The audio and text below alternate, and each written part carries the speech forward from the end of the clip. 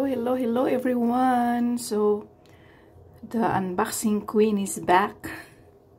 So it's my first time purchasing Shein. So it's my first time unboxing also in Shein. So I got this idea to purchase a king and queen for Valentine's Day, and I also bought this beautiful dress, and we will see kung maganda ba yung kanilang klase kasi first time kong mag-purchase dito eh. So let's see. And ang presyo ng ating king ay 12.56 cents dollar, at saka sa queen ay 14.78 cents.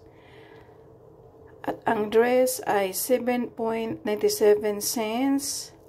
At mayroon din akong keychain na gift ko sa asawa ko, which is $1 only. But it doesn't matter kasi ang mahalaga yung kanyang message doon sa keychain, diba? So we will see. Let's check kung maganda ba talaga ang klase ng tela.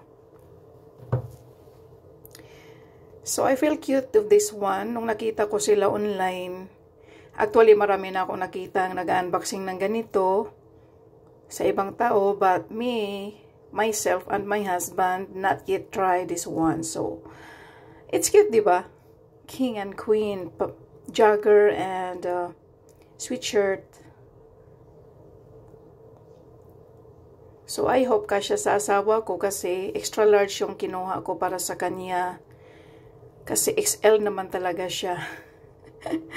So, ako naman ay medium, sometimes large. Depende sa damit. Kasi minsan mayroong medium siya kasya sa akin, kung tutuusin, but small pa rin. So, sometimes pinipili ko maging large. So, ito. Maganda naman yung tela. Actually, made in China, pero okay lang. It's just for ideas and for memories, diba?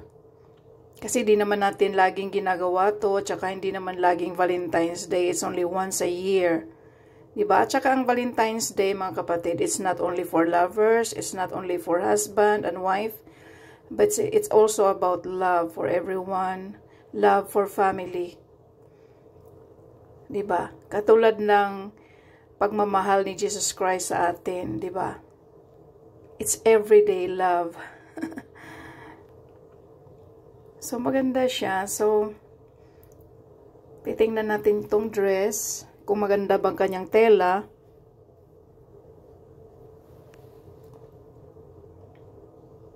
Actually, maganda yung tela niya. Matibay. Tsaka I like the style. So, it doesn't matter naman kung mahal yung suot mo or hindi. Kumbaga sa kasabihan, sa pagdadala lang yan, di ba?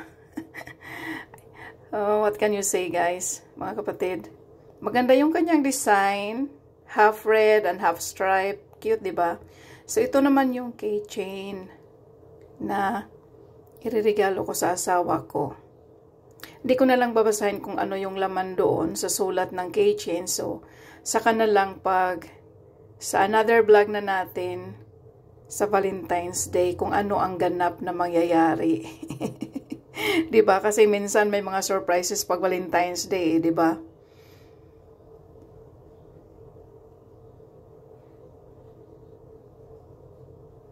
So, I feel cute of this one.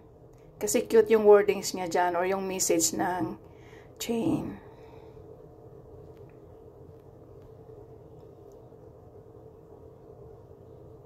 Biruin mo, $35 lang lahat yan, yung binili ko. So, it's not bad. So, maraming salamat sa inyong suporta. Love at suporta. God bless you all. Babush!